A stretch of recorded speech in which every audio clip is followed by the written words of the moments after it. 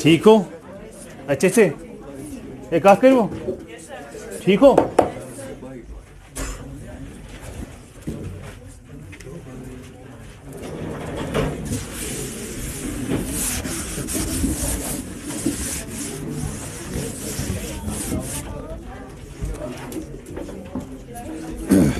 Okay, हम पढ़ रहे हैं क्लाइमेट ऑफ जे के। हमने उसमें 3 डिविजन्स पढ़े थे, याद है? थोड़े थोड़े फैक्चुअल्स ही हमने पढ़े थे, लेकिन मैंने आपको होमवर्क भी रखा था, याद है? वो किया नहीं किया? मैंने कुछ होमवर्क रखा था, वो जरूरी है। Question can be asked from that very part. जो मैंने होमवर्क रखा था उससे क्वेश्चन आएगा ही आएगा, और एक बार आया भी है, एनटी में आया था। ठीक है? हाँ, तो जो हम क्लाइमेट ही पढ़ रहे हैं, लेकिन आज हम पढ़ते हैं क्लाइमेट ऑफ इंडिया।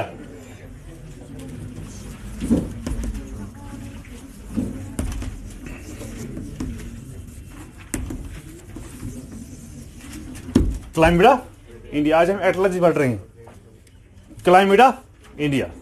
तो क्लाइमेट क्या होता है, वेदर क्या होता है, यू ऑल नो इट। हाँ, तो सबसे पहले हमने पढ़ा था climate of Jammu and Kashmir. उसमें हमने 3 डिविजन्स के पढ़े थे, और हमने उसमें वेस्टर्न डिस्टर्बेंस भी पढ़ा था, याद है? ओके, नाउ हाँ, नहीं पढ़ना है कि नहीं पढ़ा?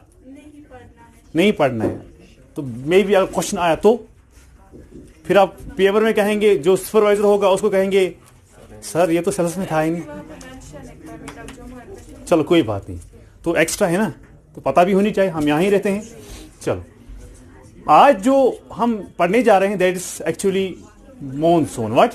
मॉनसून। वही असल में हमारा इंडिया का जो क्लाइमेट है दैट इज एक्चुअली मॉनसून। तो हम यही मॉनसून पढ़ते हैं।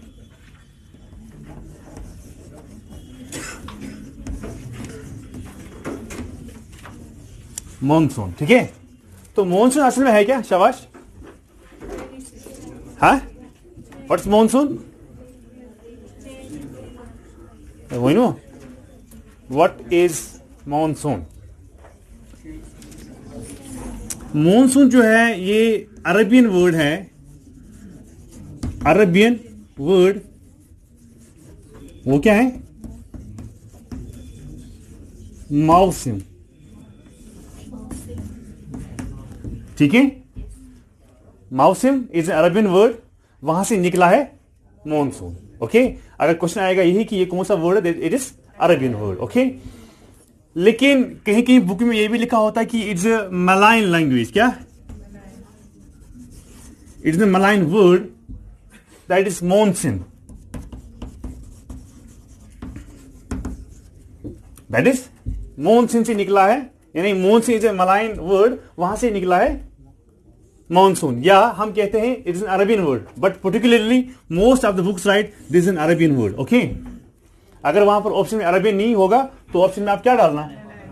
Malign language. तो असल में वर्ड क्या है? मॉनसून। ओके, मॉनसून जो है वहां से वर्ड निकला है, दैट इज कॉल्ड मॉनसून। तो मॉनसून का मतलब है क्या? शाबाश। What's monsoon? देन लिखो, monsoon is reversal of seasonal winds. Monsoon is what? The reversal of seasonal winds. यानी ये वेट भी हैं एंड ड्राई भी हैं। ये कैसे वेट है कैसे ड्राई है वो हम आगे पढ़ने जा रहे हैं। Wet and dry, wet and dry.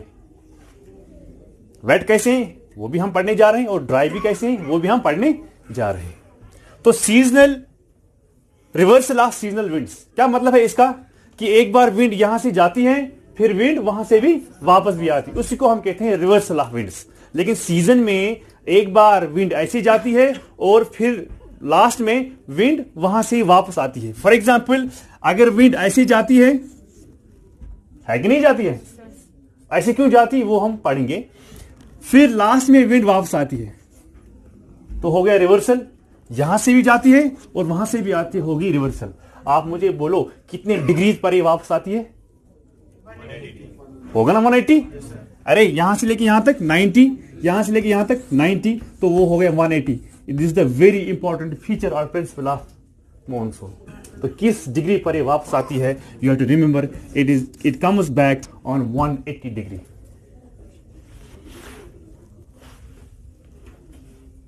ठीक, जहां पर ये मिलती है, देखो जहां पर ये मिलती है उसको क्या कहते हैं?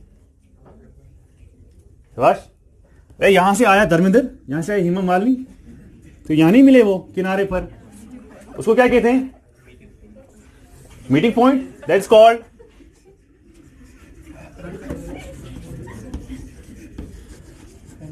monsoon trough. It's called monsoon trough. The meeting point of two. One is called beginning of monsoon, then returning of monsoon. जहां पर वो मिलते हैं उसको हम क्या कहते हैं? Monsoon. In a meeting point of these two winds is called what? Monsoon trough. इतना समझ में आया सबको? बेसिक है ना ये? Basic understanding. 1 डिग्री कितने किलोमीटर होते हैं? इसमें क्या क्यों पूछा? ये तो उसने आपको पूछना था। 1 डिग्री जो है that is equal to 68 miles और यू कैन राइट 111 किलोमीटर। ये तो आपको पता था, फिर पूछ रहे हैं। पता नहीं था? फिर लिखो। आया था? चलो मुझे भी आया है। मैं रब करूं? रब करूं?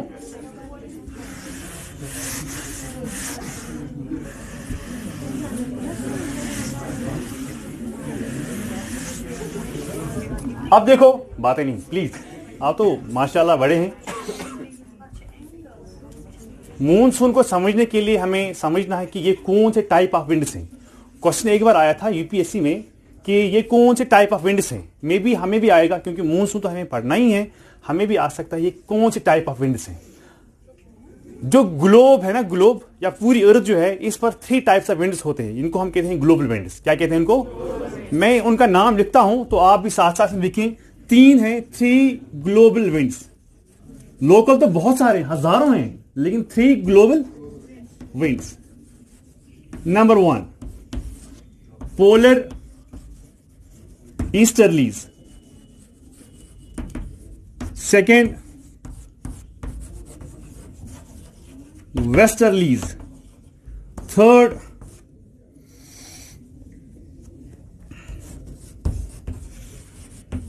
Trade winds. कितने? 3 ग्लोबल विंड्स हैं। तो मुझे ये बोलो, अच्छा एक पॉइंट मुझे बोलो कि जो मॉनसून है ये हम क्यों पढ़ते हैं? क्योंकि हमारे सिलेबस में है। लेकिन मॉनसून को हम क्यों ही इंडिया के साथ पढ़ते हैं? क्या ये सिर्फ इंडिया में होता है? No, it impacts other parts of the world also. It impacts other parts of the world also. मैं वो नाम लिखूंगा बोर्ड पर, आप भी सियाह से लिख के जाएंगे। लेकिन क्वेश्चन ये है कि जो मॉनसून है ये छोटे लोकल विंड्स, ये ग्लोबल विंड्स हैं। क्या है? इसलिए मैंने कहा था आपको कि ये सिर्फ इंडिया को ही नहीं इंपैक्ट करती है, बल्कि ये दुनिया के बहुत सारे एरियाज को इंपैक्ट करती है। बहुत सारे दुनिया को क्या करते हैं? इंपैक्ट करते हैं। तो मुझे बोलो, आप मुझे बोलो कि जो मॉनसून है, क्या वो पोलर ईस्टर्लीज हैं, क्या वो वेस्टर्लीज हैं, या क्या वो ट्रेड विंड्स हैं? ये तो देखना है ना, ये कौन सा है। हम ऐसे, कोई आप में से लिखेगा पोलर है, कोई आप में से लिखेगा वेस्टर्लीज है, कोई आप में से लिखेगा तो ट्रेड विंड्स है। लेकिन ये कैसे इसका सही आंसर है वो हम पढ़ने जा रहे हैं, ठीक है? मगर दिमाग था जो युक नहीं, मुझे वो जरूरी नहीं बोलना है। लेकिन ऑनलाइन वाले भी हैं, वो भी कह रहे हैं कि सर एक्सप्लेनेशन चाहिए, तो उनके लिए भी और आपके लिए भी कि इसको हम क्यों वो वाले टाइप्स ऑफ विंड्स कहते हैं। और दूसरा पॉइंट आपको ये भी याद रखना है कि जहां से विंड निकलती है, जहां से wind origin, on the winds are given names on the base of origin. जहां से विंड्स निकलती है उसी ऑरिजिन के हिसाब से विंड को नाम दिया जाता है। जहां विंड जाएगी वो कंसर्न विंड अगर उस कॉर्नर से आई, for example this is corner A, this is corner B, this is corner C and this is corner D. उस कॉर्नर सी से विंड आई, कहां गई? तो उसको हम क्या नाम देंगे? ए की सी, सी, क्योंकि वो जहां से आई, मान लो कि वहां से विंड आई, वो गई किधर, बी, बी कॉर्नर पर, तो लेकिन कहां से आई, वो कहां गई, वो कंसर्न नहीं है, कहां से आई। यानी लिखो winds, winds are given names, winds are given names on the basis of their origin. Okay, winds are given names on the basis of their origin, and there are 3 global winds. इनका 3 का नाम लिखो, उसके बाद हम mechanism को समझा रहे हैं।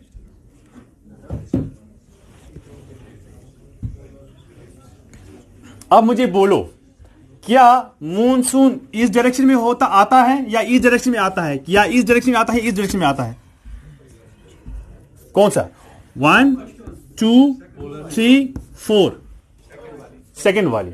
लेकिन ये विंड ऐसे क्यों जाती है वो मैं आपको समझाऊंगा उसी डायग्राम के हिसाब से, डायग्राम के हिसाब से मैं आपको समझाऊंगा ये उल्टी क्यों जा रही है, ये ऐसे क्यों जा रही है, अगर ये आ रही है ऐसे, लेकिन ऐसे क्यों जा रही है, ठीक है।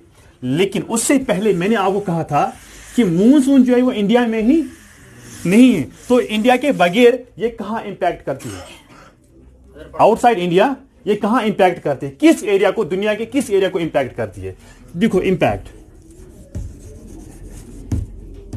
एरिया, एरिया, हाँ एरिया को मैं कह रहा हूं, आप लिखना number 1 east coast of Brazil, क्या अभी लोकल विंड्स हैं, वो क्या है आप, ग्लोबल विंड्स। सेकेंड, अगर क्वेश्चन ये आएगा कि मॉनसून जो है वो लोकल विंड है कि ग्लोबल विंड है, ग्लोबल विंड है, क्यों, क्योंकि ये दुनिया के बहुत सारे हिस्सों को इंपैक्ट करती है, सिर्फ इंडिया को इंपैक्ट, अगर इंडिया को इंपैक्ट करती तो हम क्या इसको कहते हैं, local winds. East coast of Brazil, east coast of Africa, then third Madagascar,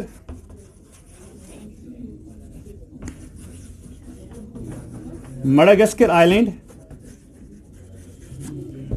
ठीक है। Fourth Guinea coast, 5 Japan, Guinea coast GHINI, 6th Australia.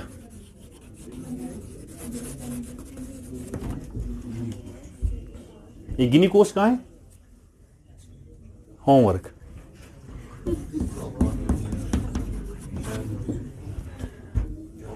गिनी कोस्ट होमवर्क। इतने एरियाज को इंपैक्ट करती है, कौन कौन, मॉनसून विंड्स इतने एरियाज को, यानी देखो ये साउथ अमेरिका में है, ये अफ्रीका है, ये भी अफ्रीका है, या आप खुद देख लेना, ये जापान है, then this another continent that is called Australia, ठीक है। तो बाकी तो आपको पता है इंडिया में तो करती है कि नहीं, इंडिया में तो है, वो मैंने नहीं लिखा क्योंकि वो हम पढ़ने जा रहे हैं। अब करूं, चलो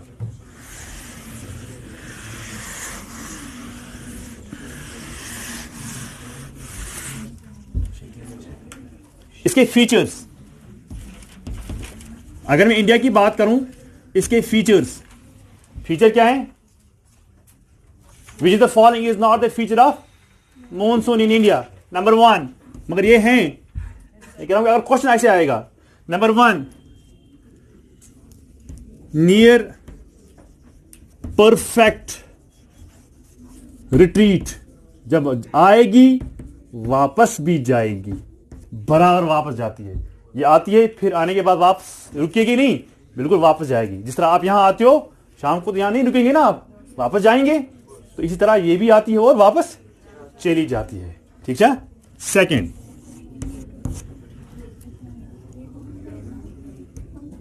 बर्स्ट, तेज बारिश, and gradual advance, gradual advance, यानी जब भी आती है तो बहुत तेजी से बारिश गिरती है, लेकिन आहिस्ता आहिस्ता आगे आगे जाती है। ये एक साथ ही इंडिया को बारिश नहीं करती है, पहले जो इसको मिलेगा, पहले कौन सा मिलता है इसको, फॉर एग्जांपल अगर मैं इंडिया की बात करूं तो केरला मिलेगा, पहले केरला को, फिर कर्नाटका को, फिर महाराष्ट्र को, फिर गुजरात, आहिस्ता आहिस्ता लास्ट में जम्मू तक पहुंचती है। एक ही टाइम पर पूरे हिंदुस्तान को बारिश नहीं गिरती है। समझ में बात आ रही है? इसलिए मैंने लिखा बर्स्ट, बहुत तेज से बारिश मगर ग्रेजुअल एडवांस, आहिस्ता आहिस्ता आहिस्ता आहिस्ता करके जाती है आगे आगे आगे आगे। ठीक, उसका मतलब होता है ग्रेजुअल एडवांस। थर्ड,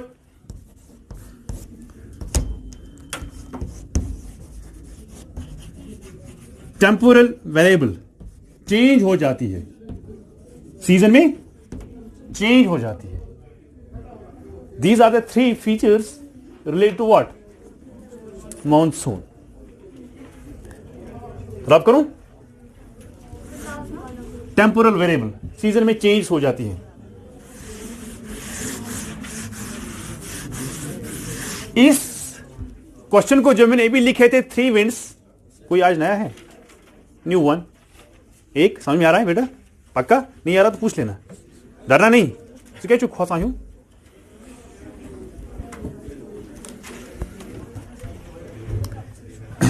लेकिन समझना, दिमाग यहां ही रखना, अदरवाइज फिर डिफिकल्ट हो जाएगी। देखो, अगर आपको समझ में नहीं भी आएगा ना, मुझे आपको यह बोलना है कि ये कौन से टाइप ऑफ विंड है, फिर आप रट्टा करके याद रखो, या किसी को अगर मैकेनिज्म समझ में आएगा तो दैट्स गुड। अगर आप में से कोई केस के लिए जाना चाहता है उसके लिए फिर अच्छा रहेगा। ठीक है, पहले हम समझते हैं कि ये कौन से टाइप ऑफ विंड्स हैं। तो ग्लोबल विंड्स कितने हैं? या आप ग्लोबल कहो या आप उनको प्लेनेटरी विंड्स कहो। ग्लोबल, प्लेनेटरी और प्रिवेलिंग। मैं लिखता हूं ग्लोबल, ग्लोबल कहो, प्लेनेटरी कहो या प्रिवेलिंग कहो। ठीक है, जो पूरी दुनिया को क्रॉस करेंगे, फ्लो करेंगे, hundreds and thousands of miles को वो जाएंगे, इसलिए हम उनको कहते हैं ग्लोबल या प्लेनेटरी या प्रिवेलिंग। ठीक है,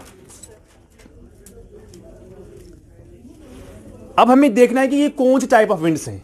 क्या ये पोलर ईस्टर्लीज हैं, क्या ये वेस्टर्लीज हैं, क्या ये, पहले हम उसी के साथ हम देखेंगे इनको पोलर क्यों कहते हैं, इनको वेस्टर्लीज क्यों कहते हैं, इनको ट्रेड विंड्स क्यों कहते हैं। It is observed by the scientists that earth rotates. What? Because of the rotation of earth, a force is produced. Because of the rotation of earth, a force is produced. That force is called Coriolis force. क्या? Because of rotation of earth, एक force produce होता है, उसको हम कहते हैं, science वालों को पता होगा, that is called Coriolis force. 50% scientists believe and 50% they don't believe. लेकिन हमें फिलहाल मानना है, क्योंकि बुक्स में आया है तो हमें भी मानना है। Coriolis force is a force which is generated or which is produced by rotation of earth. अगर अर्थ को हम रोक लेंगे, से फॉर एग्जाम्पल हमने अर्थ को रोक लिया, तो Coriolis force यहां पर नहीं होगा, लेकिन ये अर्थ रोटेट कंटिन्यूअसली कर रही है, उस रोटेशन की वजह से एक फोर्स प्रोड्यूस होता है जो साइंटिस्ट ने ऑब्जर्व किया, उसका नाम क्या है? Coriolis force. इसका Coriolis force क्यों नाम पड़ा? Because it was a French mathematician, French mathematician, it was a French mathematician by the name, शाबाश शाबाश, Gaspard Coriolis in 1884. 1884 is the year when he invented this force. He said because of the rotation of earth, a Coriolis force is produced, and a force is produced. That force is called Coriolis force. क्यों? क्योंकि वो दिया था किसने? जो major contribution था वो किसका था? Gaspard Coriolis का। वो कहां था? क्या था? ईयर 1884। लेकिन आपको यह भी समझना है, नहीं याद रहेगा तो कोई बात नहीं, लेकिन केस के लिए Coriolis ने कहा कि अगर कोई विंड जाती है या कोई भी ऑब्जेक्ट अगर जाता है, इट गेट्स डिफ्लेक्टेड। एक बात याद रखना, एनी ऑब्जेक्ट और any wind if it passes, it gets deflected because of this Coriolis force. Deflect यानी अगर कोई चीज ऐसे जाती है, it gets deflect either towards this side और towards this side. If any object और any wind goes like this, it gets deflected like this और दिस। इसको Coriolis फोर्स सीधा जाने नहीं देता है, बस इतना कंसर्न याद रखना है। इसको Coriolis फोर्स सीधा नहीं जाने देता है, इसको Coriolis फोर्स को डिफ्लेक्ट करता है। उसके बाद और एक साइंटिस्ट आए जिसका नाम था फेरल। आपने पढ़ा होगा साइंस में, फेरल।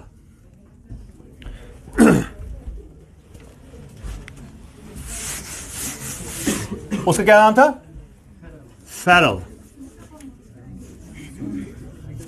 फेरल ने लॉ दिया, that is called Ferrel's law. क्या?